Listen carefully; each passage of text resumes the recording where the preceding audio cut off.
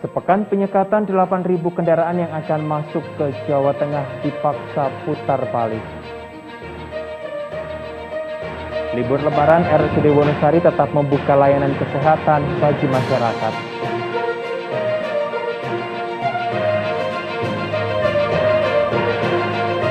Salam Indonesia. Pemirsa, selain dua berita utama tadi, kami juga memiliki sejumlah informasi lain terkait perkembangan kasus COVID-19 di Yogyakarta serta Jawa Tengah.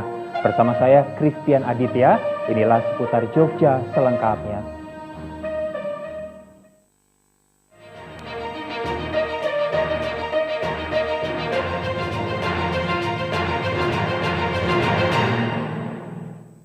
Baik pemirsa, mengawali informasi Anda pagi hari ini, selama larangan mudik, jajaran Polda Jawa Tengah telah memeriksa sebanyak 28.000 unit kendaraan yang masuk wilayah Jawa Tengah.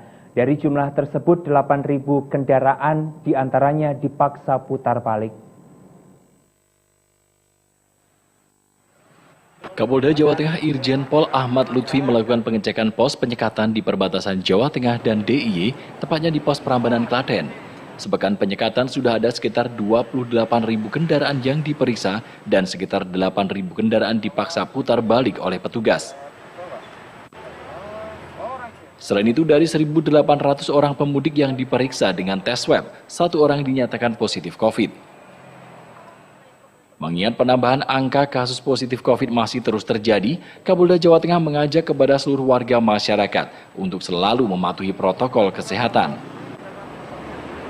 Dari seluruh Jawa Tengah, totalnya kita periksa hampir 28.000 kendaraan. 28.000 kita putar balik 8.000 yang saya sampaikan tadi. Ini menandakan bahwa satu sisi kita benar-benar melakukan kegiatan operasi ini dengan sungguh-sungguh. Yang kedua, saya harapkan ini adalah hari ke-6, anggota tetap semangat, didukung oleh informasi dari teman-teman untuk tetap menggelorakan tentang protokol kesehatan, karena ini merupakan suatu kebijakan pemerintah yang harus kita laksanakan. Kapolda menambahkan untuk mengantisipasi arus balik, nantinya tetap diberlakukan pos yang sama dan pemeriksaan akan tetap dilakukan dengan skala prioritas. Dari Klaten, Jawa Tengah, Haryadi, Jogja TV. Sejak diberlakukannya kebijakan larangan mudik oleh pemerintah, suasana di Terminal Tirtonadi Solo tampak lengang.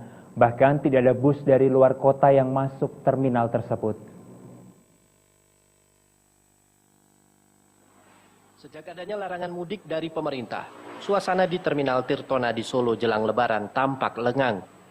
Dari pantauan yang ada, tampak di pintu masuk utama terminal terbesar di kota Solo ini tertutup palang besi. Di tempat kedatangan penumpang juga tampak sepi. Sementara di lokasi keberangkatan hanya terlihat beberapa bus lokal jurusan Semarang, Wonogiri, Karanganyar, dan bus kota Batik Solo Trans. Sementara itu di stasiun Purwosari Solo, Jawa Tengah, meski layanan kereta api tidak sepenuhnya berhenti, kondisinya juga tampak lengang. Untuk operasional KRL Jogja Solo, KAI Komuter menjalankan 20 perjalanan perharinya. Untuk perjalanan kereta api jarak jauh pada masa peniadaan mudik Lebaran tahun 2021 ini terdapat 19 kereta api yang beroperasi, hanya untuk menyediakan konektivitas bagi orang-orang yang dikecualikan sesuai aturan yang ditetapkan pemerintah. DKI mengoperasikan kereta api jarak jauh hanya bagi pelaku perjalanan mendesak untuk kepentingan non-mudik sesuai surat edaran Satgas Penanganan COVID-19 nomor 13 tahun 2021. Serta surat DJKA pada tanggal 30 April 2021.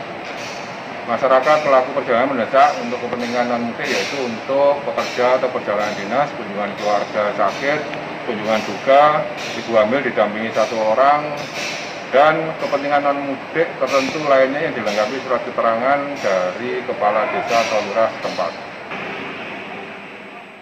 Heru Kristianto, Jogja TV. Ya, pemirsa, berikut kita simak perkembangan jumlah kasus COVID-19 di daerah istimewa Yogyakarta pada hari ini.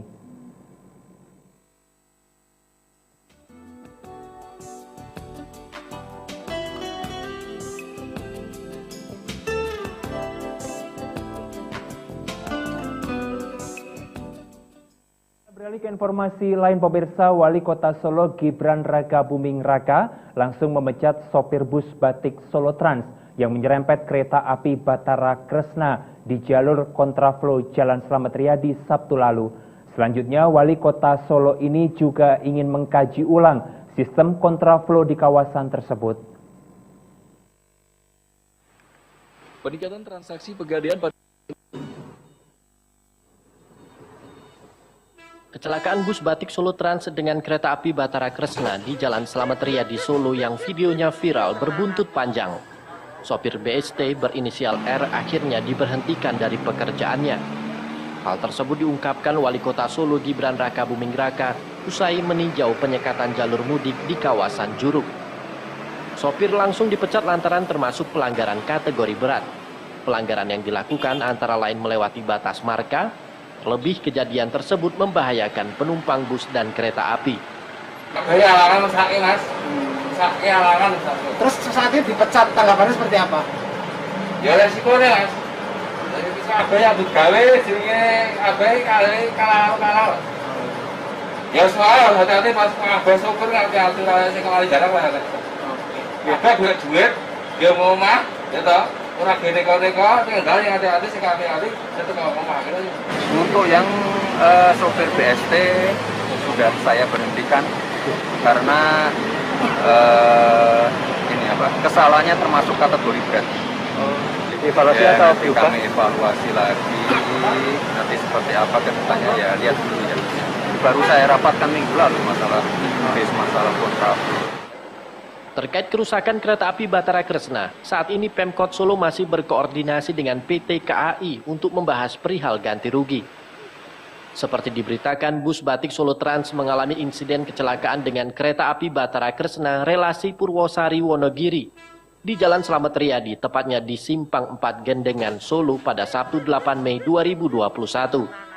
Tidak ada korban jiwa dalam peristiwa tersebut, hanya menyebabkan kaca spion bagian kiri bus BST rusak. Heru Kristianto, Jogja TV. Ya pemirsa, jelang Idul Fitri transaksi gadai perhiasan di Kabupaten Kulon Progo meningkat. Tetaplah bersama Seputar Jogja untuk informasi selengkapnya.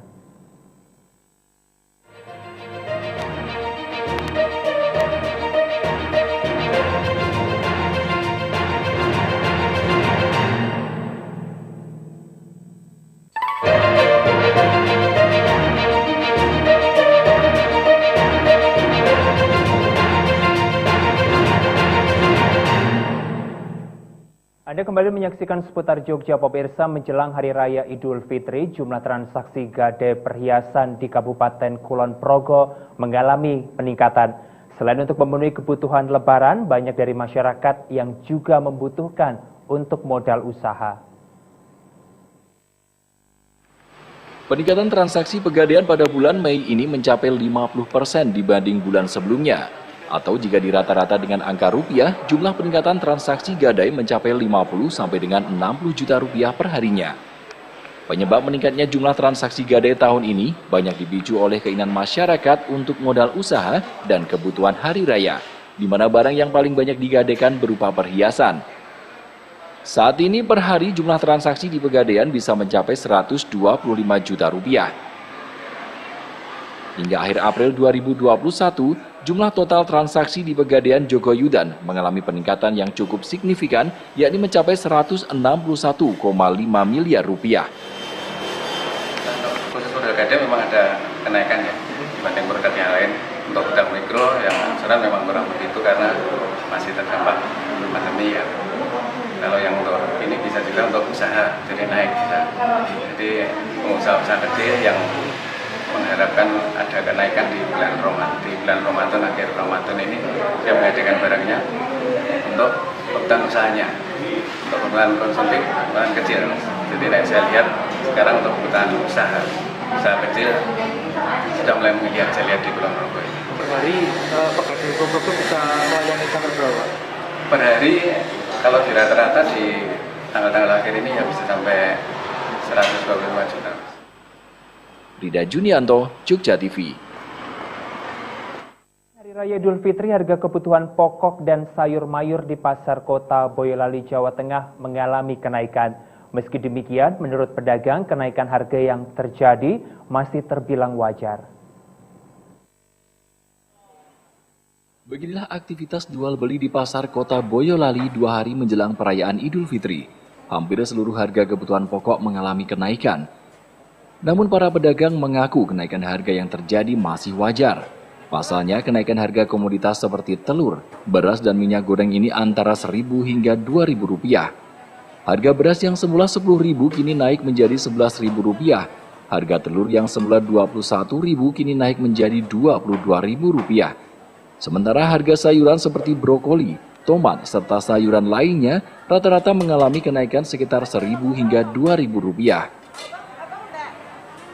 Sembako itu kayaknya naiknya nggak seberapa. Kalau beras, Pak? Berasnya ya sekitar masih stabil. Skala 11, ada yang 10, maka tinggal lihat barangnya. Kalau telur? Telur per kilonya sekarang kalau ngecer 23. Sebelumnya, Pak? Sebelumnya 21, 22. Ini 23 itu istilahnya masih stabil. Beberapa pembeli memaklumi kenaikan harga sembako yang terjadi saat ini karena kenaikan harga komoditas bahan pangan tidak terlalu signifikan seperti tahun-tahun sebelumnya. Menjelang perayaan Idul Fitri tahun ini, harga masih dinilai wajar. Kayaknya gimana? Lumayan, ya ada naik tapi tidak signifikan kayak yang udah sih. Nggak terlalu tinggi. Kalau sembako pada naik ya? Iya. Naiknya banyak atau enggak? Enggak sih. Banyak. Cuma tetap ada kenaikan. Dari Boyolali, Jawa Tengah, Haryadi, Jogja TV. Kita beralih ke informasi lain, pemirsa. Sesuai himbauan dan surat edaran Wali Kota Solo, Polresta Solo melarang tegas warga menggelar konvoi takbir keliling. Polresta Solo sendiri menerjunkan 1.000 personil untuk mengamankan perayaan Lebaran tahun ini.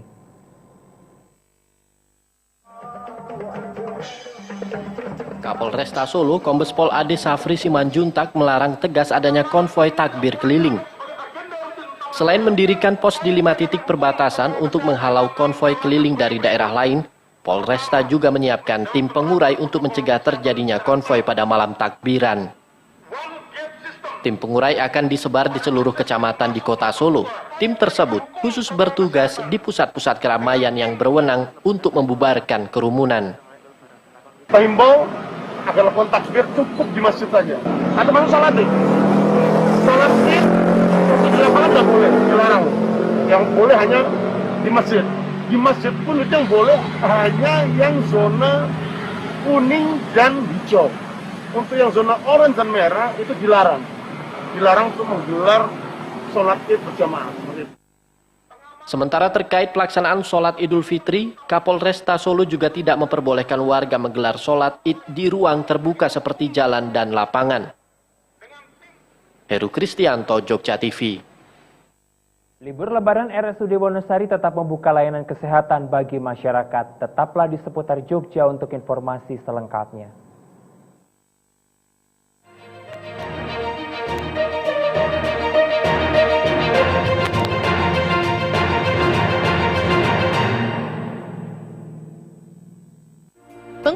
Esok hari cuaca di kota Yogyakarta, Kabupaten Bantul, Gunung Kidul, dan Kulon Progo diprediksi cerah berawan.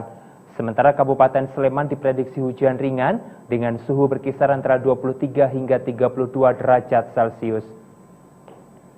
Sementara untuk sebagian wilayah Jawa Tengah, Purworejo, Klaten, Solo, dan Sukoharjo diprediksi berawan. Untuk Magelang, esok hari diprediksi hujan ringan dengan suhu keseluruhan berkisar antara 23 hingga 32 derajat Celcius. Ya pemirsa, segmen Ramadan sampai ke hati akan hadir usai jeda pariwara berikut. Tetaplah bersama kami di seputar Jogja.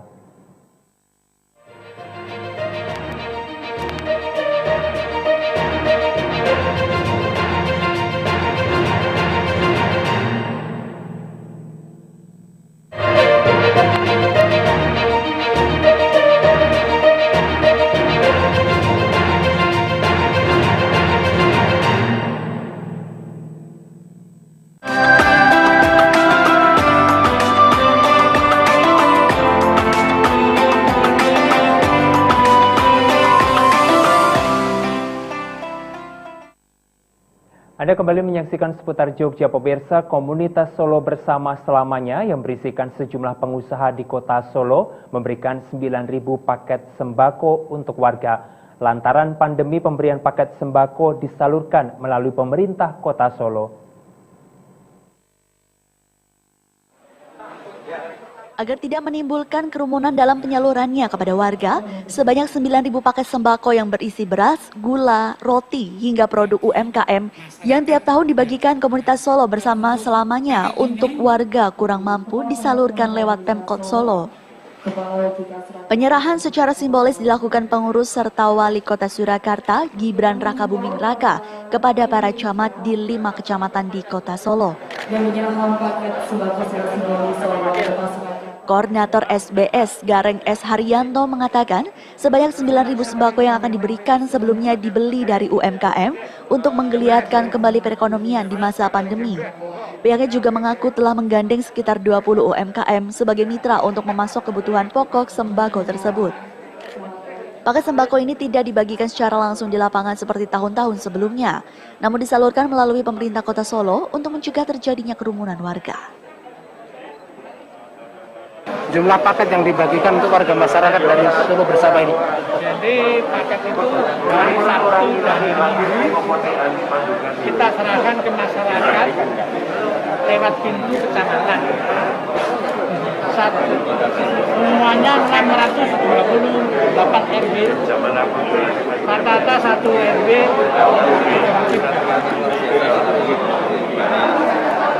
Sekali untuk waktunya dan seluruh anggota SBS.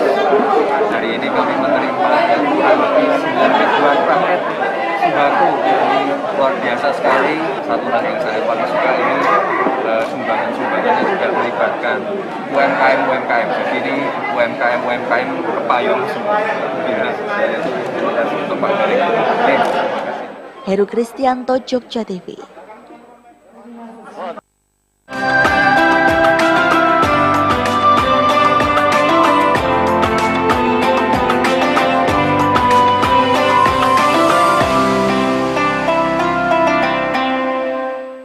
Ya pemirsa, informasi tadi sekaligus mengakhiri jumpa kita di seputar Jogja edisi hari ini. Mewakili segenap kerap kerja yang bertugas, saya Christian Aditya pamit undur diri. Selamat malam dan salam Indonesia.